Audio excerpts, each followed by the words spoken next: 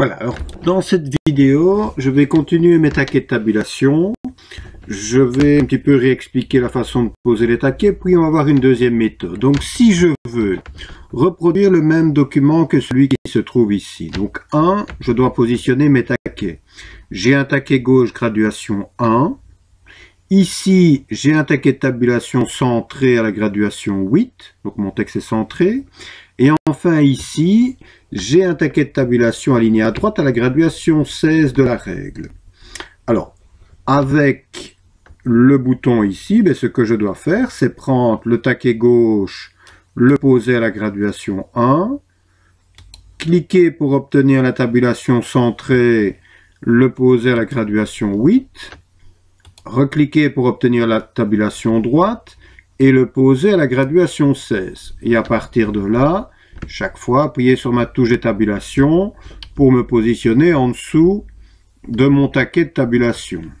Quand j'ai fini une ligne, Enter, et puis je continue. Voilà, donc ça c'était la méthode qui a été vue dans la vidéo précédente.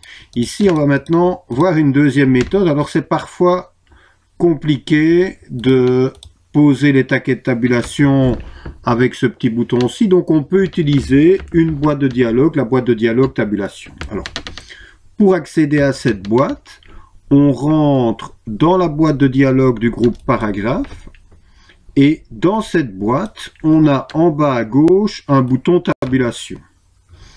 Alors, dans la boîte qui apparaît, je pose mes taquets. Donc ici, on avait dit graduation 1, il nous faut un taquet de tabulation gauche. Donc position 1, l'alignement est à gauche, les points de suite, ce sera l'objet d'une vidéo suivante.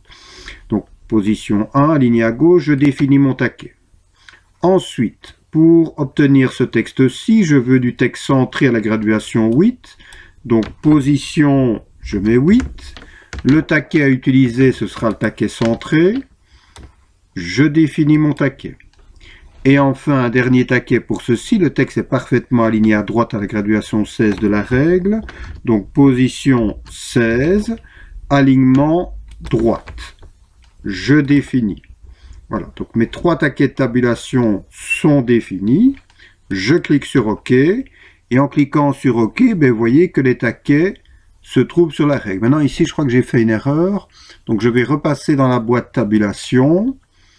Graduation 8, oui voilà, j'ai fait une erreur, je l'avais mis à droite, je dois le mettre à centrer. Donc pour rectifier le tir, je re-rentre dans la boîte, je prends centré pour le 8 et je le définis. OK, voilà, le problème est résolu. Mes taquets sont posés. Et donc ce qu'il me reste à faire maintenant, Tab pour me poser en dessous du premier taquet, je tape ce que je dois taper.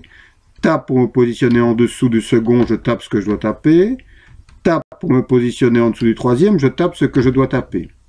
Lorsque j'ai terminé une ligne, Enter, et il ne faut pas oublier, Tab, je tape ce que je dois taper, Tab, je tape, Tab, je tape, et ainsi de suite. Donc chaque fois qu'une ligne est terminée, Enter, et on continue avec notre touche de tabulation.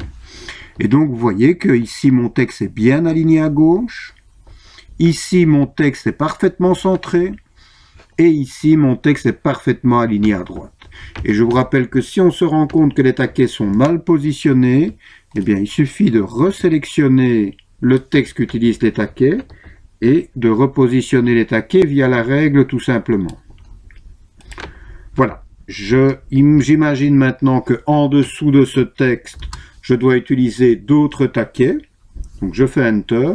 J'enlève les taquets. Pour enlever les taquets, soit je prends les boutons de la règle et je les glisse vers le bas, ou bien je rentre dans la boîte paragraphe, je re-rentre dans la boîte tabulation, et dans la boîte des tabulations, soit je supprime les taquets les uns après les autres, ou bien je clique sur le bouton effacer tout.